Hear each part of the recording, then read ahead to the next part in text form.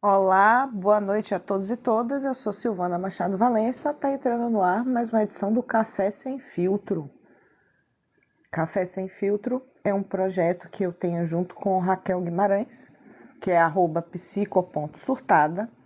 E há um ano e meio, mais ou menos, a gente tem feito essas lives, mais ou menos semanalmente. A gente começou na rede vizinha, estamos aqui no TikTok agora, onde a gente traz temas contemporâneos, questões da psicologia e nossas perspectivas pessoais, profissionais, enfim, onde a gente discute os temas. Eu comecei a apresentar porque demorou um pouquinho de conseguir te subir, aí eu já fui fazendo a apresentação aqui do Café Sem Filtro. Essa é Kali Furacão, ela está fazendo uma participação especial hoje, e a gente quer convidar você aí que tá vendo, ouvindo, acompanhando essa live a comentar, a trazer suas percepções. As lives ficam disponíveis também no YouTube, @só queria dizer uma coisinha, que é a mesma arroba daqui do TikTok. Então vocês podem entrar no canal do YouTube e, caso estejam no YouTube, dê o like, compartilhe, comentem também, tragam suas percepções. É muito importante essa participação de vocês.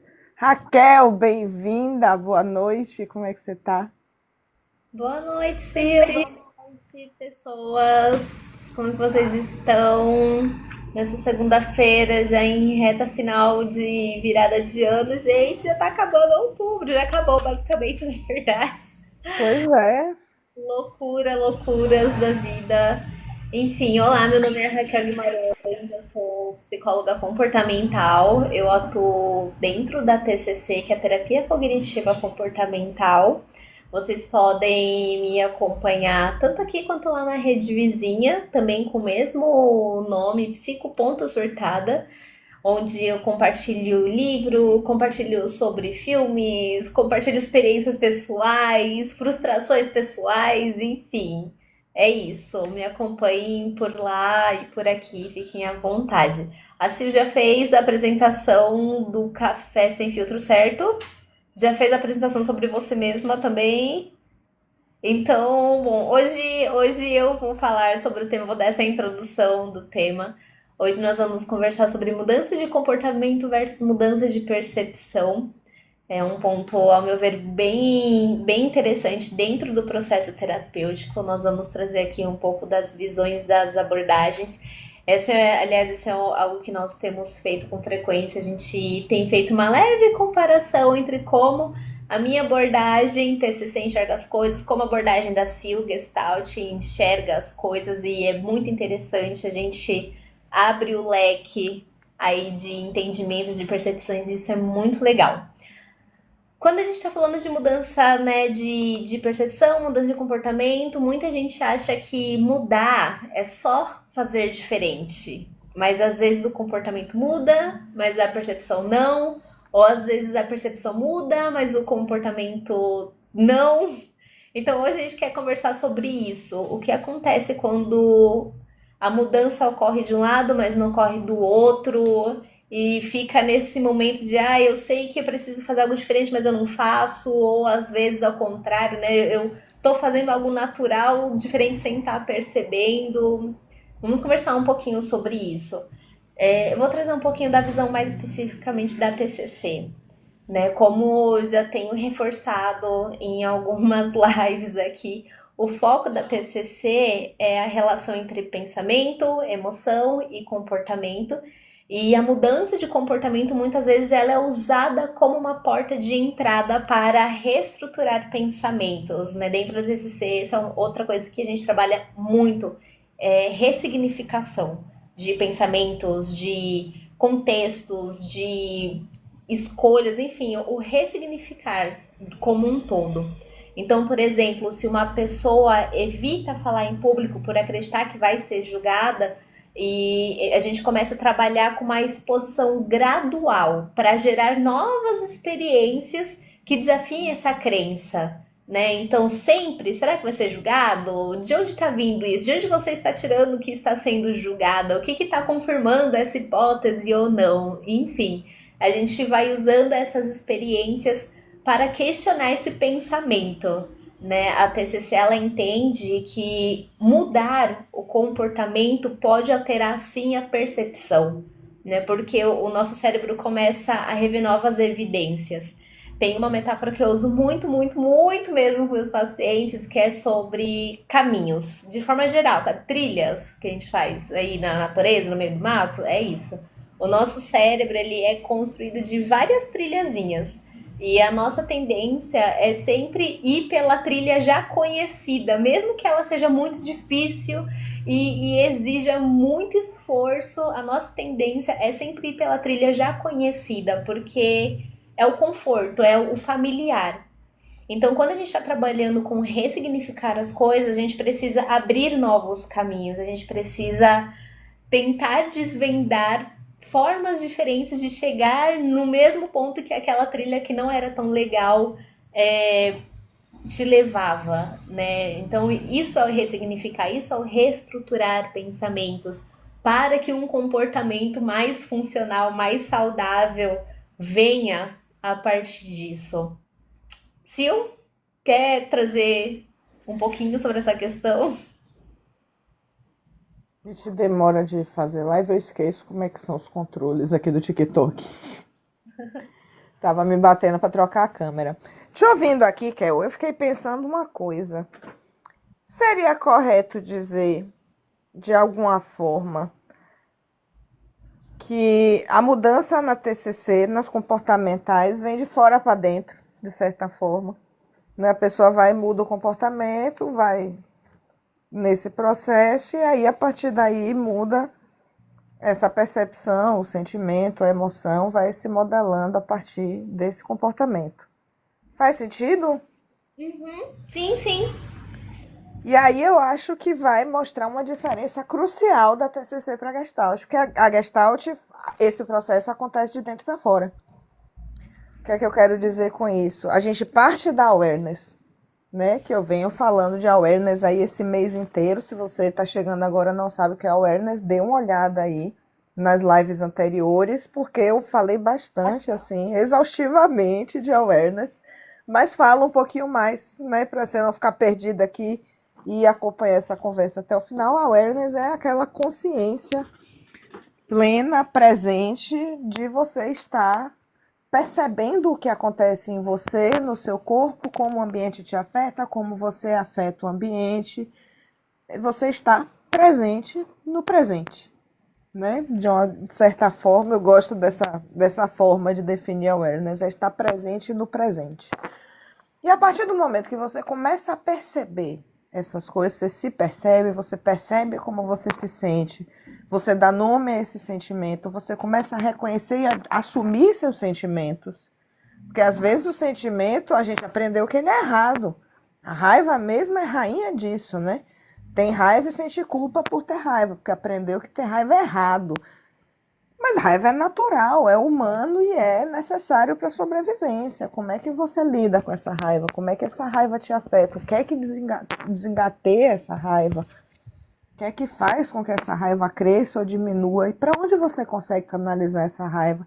E quando você só finge que não aconteceu e engole essa raiva, o que é que acontece em você? Entendendo esses processos, e por isso que Gestalt é terapia baseada, centrada no processo, né? Que a gente fala que é uma abordagem centrada no processo, é isso. Como é o seu processo? Como é que ele acontece? E aí entra a alteração. E aí vão surgindo as mudanças de comportamento como consequência dessa mudança de percepção. Né? Você percebe, entende, digere aquilo, absorve o que serve, elimina o que não serve, e a partir daí a mudança de comportamento acontece de forma espontânea. E eu achei interessante perceber essa diferença, essa polaridade até das duas abordagens. O que eu sempre acho muito, muito interessante, Sil, na verdade, é que pra mim não parecem, apesar de serem abordagens diferentes, são dois universos diferentes, são abordagens que ramificam de lugares muito diferentes, né? A gente tá falando de uma comportamental e uma humanista, gente, são universos assim, opostos, mas de certa forma, Mas eu sempre acho muito interessante quando escuto você trazendo esse lado de como, na verdade, as duas coisas elas se completam. São dois caminhos, não são iguais, não são os mesmos caminhos, mas eles estão muito do lado. Porque quando a gente está trabalhando ressignificação de pensamentos, né, de comportamento, que seja ressignificar algo, não tem, por exemplo, mesmo com a TCC, por exemplo, que é uma abordagem muito estruturada, muito de passo a passo, né? Passo um, vamos fazer isso, passo dois, vamos fazer aquilo, passo três, etc, etc, etc, etc. Não tem como a gente fazer esse processo sem levar em consideração esse lado mais de sentir, de estar presente, de entender qual que é a relação desse indivíduo com o ambiente e a relação desse ambiente com o indivíduo. Como que eles estão se influenciando? Como que a pessoa se sente dentro disso? Então eu acho sempre muito interessante como, apesar de partirmos às vezes de pontos diferentes, na verdade, no final as duas coisas elas estão muito entrelaçadas. E eu gosto disso, eu falo isso porque eu acho muito interessante, eu gosto muito disso. Eu sou a pessoa que é totalmente contra, talvez, aquela visão da comportamental como algo muito seco, muito direto, objetivo.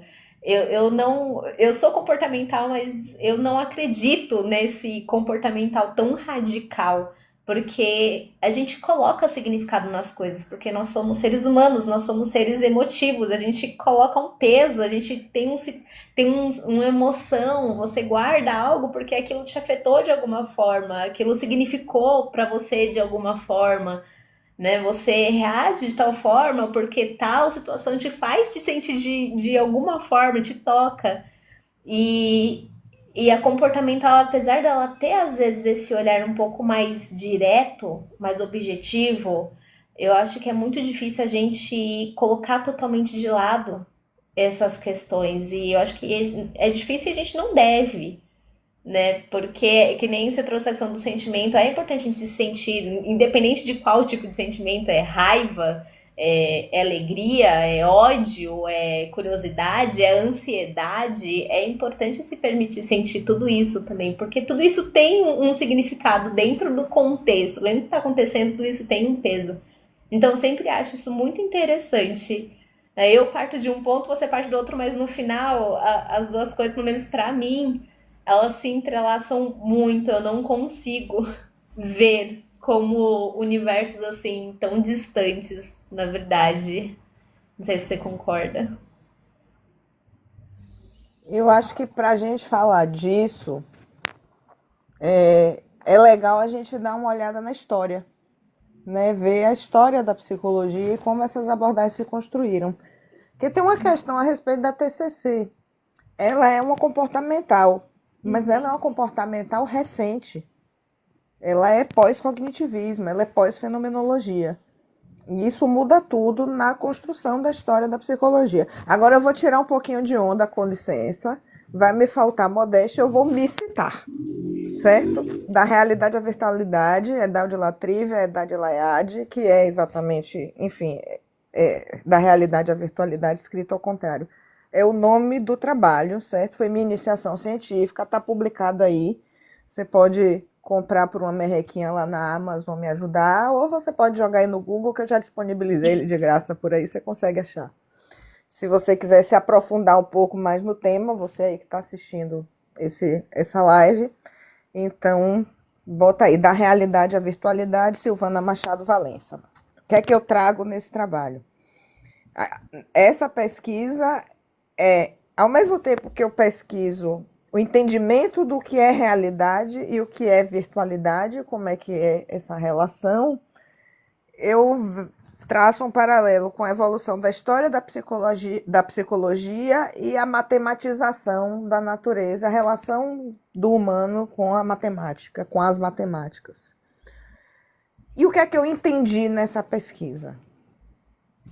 Que em algum momento, ali no século XIX, que é quando começa a surgir a psicologia, como da filosofia, né, da atividade clássica começa a se transformar em psicologia, começa a se reconhecer mais o subjetivo, mas desde o começo da humanidade, desde que o mundo é mundo, a subjetividade sempre teve presente, sempre teve relevância.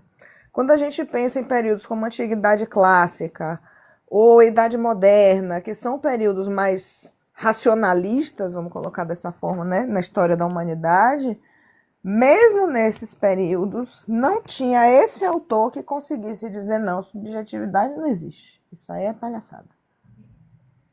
Acho que nem a PBE hoje tem coragem de falar uma besteira desse.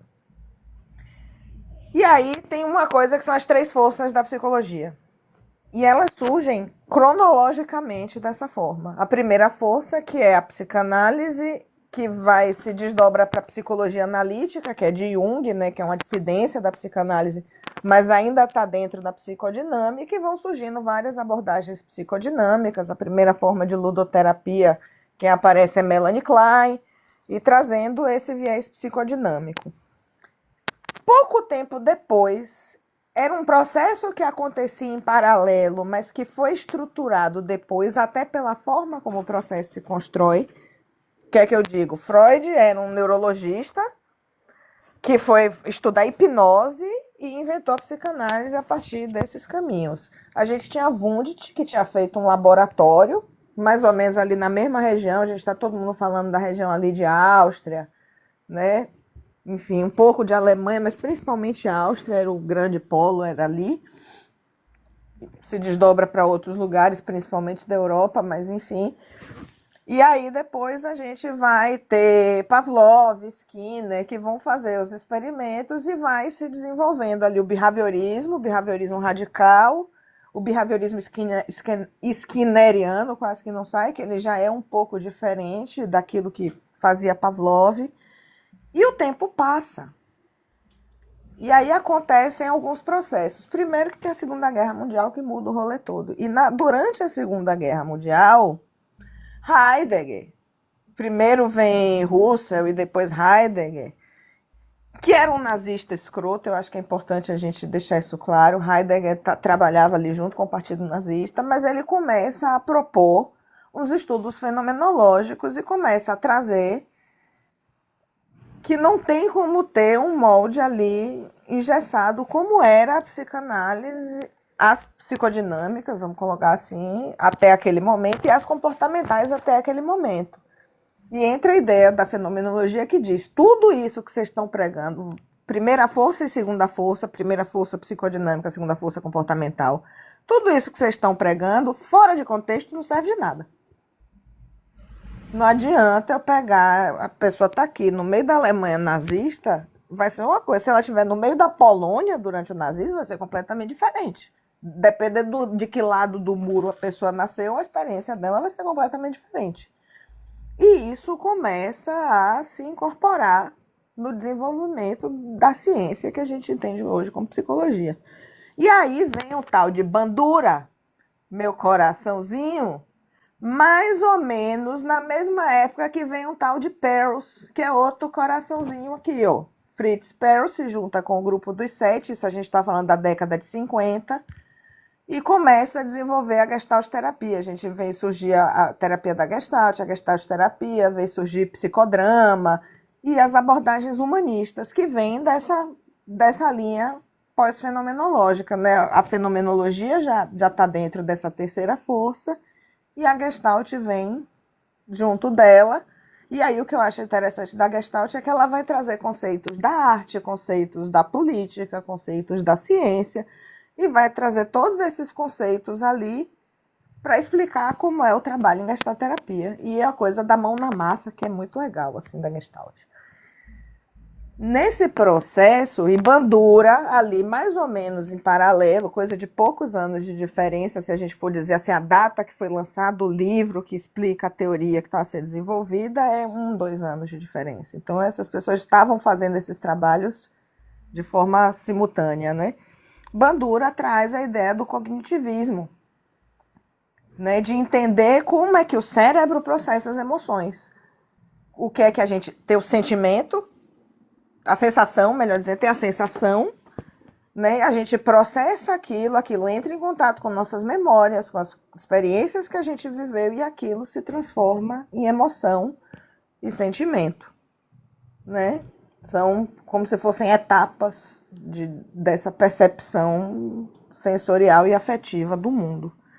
E a TCC, e outra coisa também que eu acho que é importante, a gente não pode deixar de mencionar, que é mais ou menos em paralelo, mais ou menos nesse mesmo período, vão surgindo as bioenergéticas, né? Que a gente está falando de terapia corporal.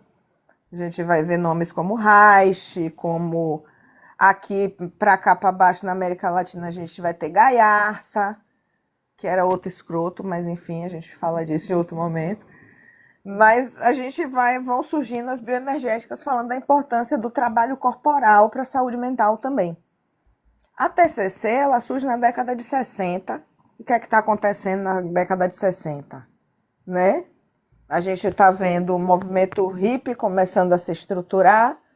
A gente tem a gestalterapia, o cognitivismo e a bioenergética ali para dar de apoio. E aí surge a TCC trazendo bebendo dessas fontes, mas com uma estrutura comportamental, né? Com a estrutura e a perspectiva filosófica essa realidade que muda de fora para dentro. Você molda através do comportamento. Então a TCC, ela não é como o behaviorismo, como a comportamental de Skinner, não é assim que funciona. A TCC, ela é diferente e ela é pós-fenomenológica. E aí por isso que eu digo que é tão importante, eu menciono muito isso, mas hoje finalmente eu contei essa história para vocês, mas para falar isso, né, que aí a TCC ela já tem uma visão de mundo e de homem da década de 60 e não do século XIX, como foram as primeiras. E isso muda tudo. E acho que é interessante. Ai, desculpa, não sabia se ia falar ainda. Eu acho que é interessante você ter. Muito importante, não só interessante, extremamente importante você ter trago essa linha do tempo, porque quem tá olhando de fora, as pessoas, elas normalmente elas não param pra considerar essa linha do tempo. Elas colocam tudo em uma coisa só. Comportamental é uma coisa só, psicanálise é uma coisa só, humanista é uma coisa só, e não é bem assim. Todas essas teorias, gente, elas foram se desenvolvendo ao longo de muitos anos, dentro de contextos muito diferentes mesmo. Então é muito importante, sim, você ter trago essa linha do tempo, deixar isso muito claro, né, as influências de cada um, e isso faz muito sentido até quando a gente traz essa relação entre as abordagens, né? Por que elas possuem essa relação de certa forma? Por conta disso. Elas surgiram num contexto muito próximo. A gente não está falando de abordagens que eu diria as abordagens primogênitas, né? Eu chamaria desse jeito, ali as que começaram num contexto muito distante da gente, muito mais problemático de certa forma em alguns pontos. Eu preciso comentar assim que eu acho maravilhoso quando você tá falando de alguém, fala, mas era um escroto, não sei o quê. Gente, a psicologia tem um passado tão problemático. Tão problemático, meu Tem Deus do muita céu. gente massa, mas tem muita gente escrota. Muita.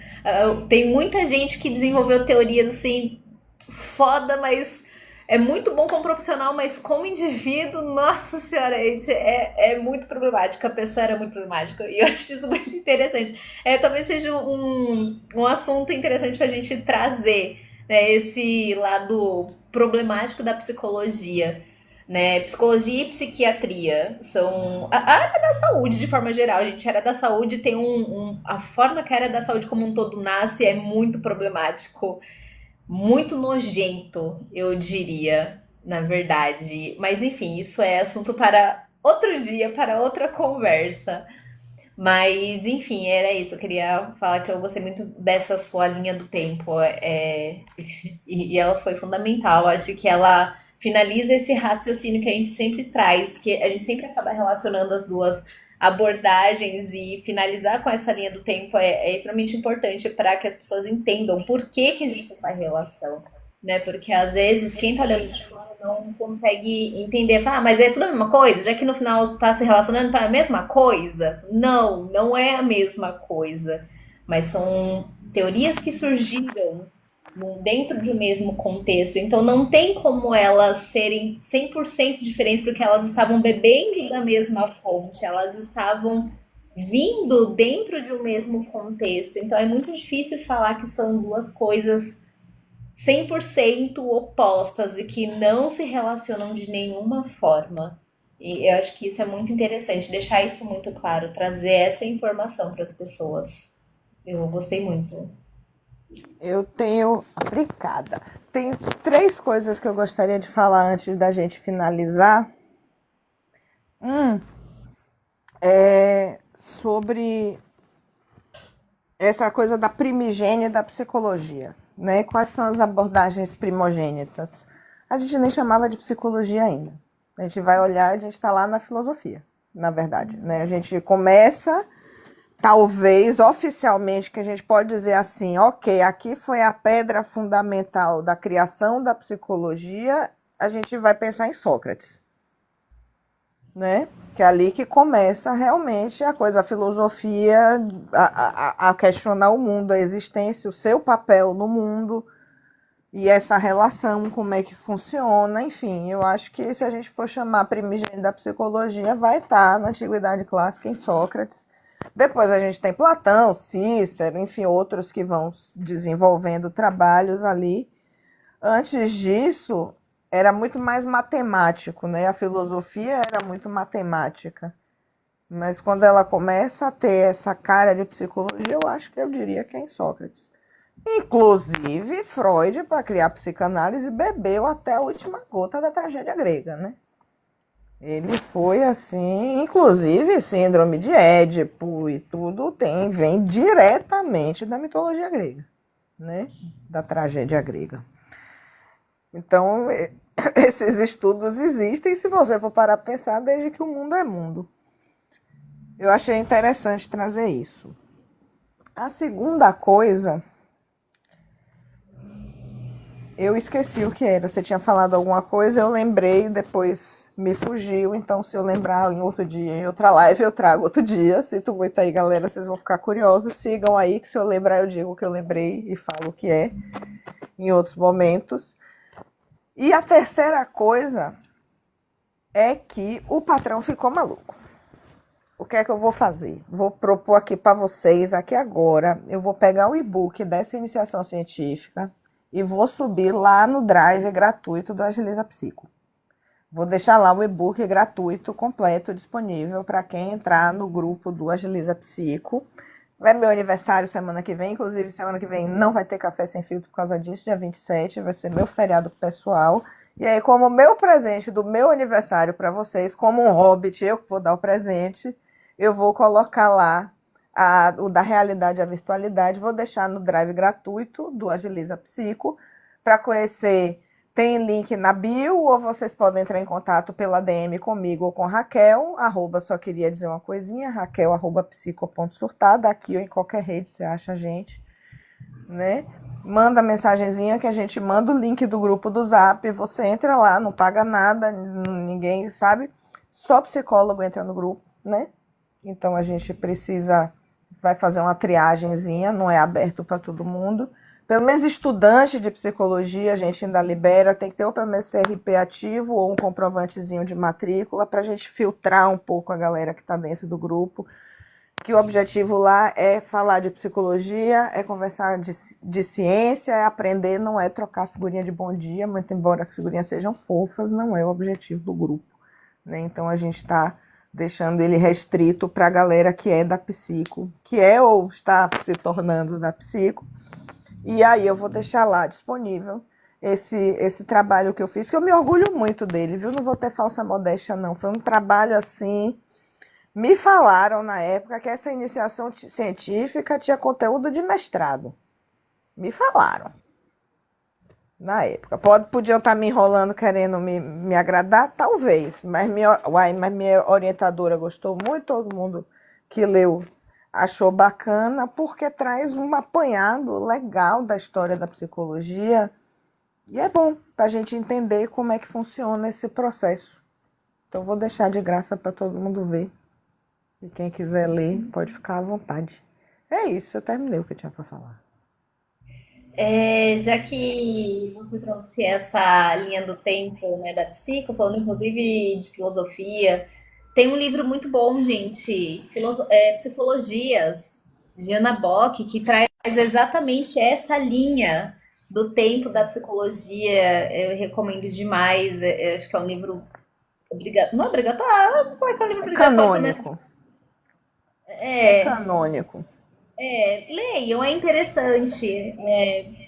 Acho que faz muito sentido quando a gente para entrar nessa questão de por que psicologia não tem como a gente ignorar contextos, por que, que não tem como a gente ignorar de forma seca o que é comportamento e o que é sentimento, o que é pensamento, por que, que não tem como a psicologia ser algo assim tão faca, sabe? Tão seco. É porque não somos vacas esféricas no vácuo, somos seres humanos, somos Seres complexos. humanos. E a psicologia, gente, é uma ciência que vem da filosofia, que vem da sociologia, que vem de questionamentos sobre sociedade, sobre indivíduo. Então não tem como a gente ter um olhar tão seco para a psicologia. Eu não consigo entender realmente quem atua desse jeito, porque não faz sentido. Mas enfim, é isso. Vou também trazer um pouco de comercial aqui sobre o Agiliza Psico. Gente, entrem lá no nosso grupo, já tá rolando.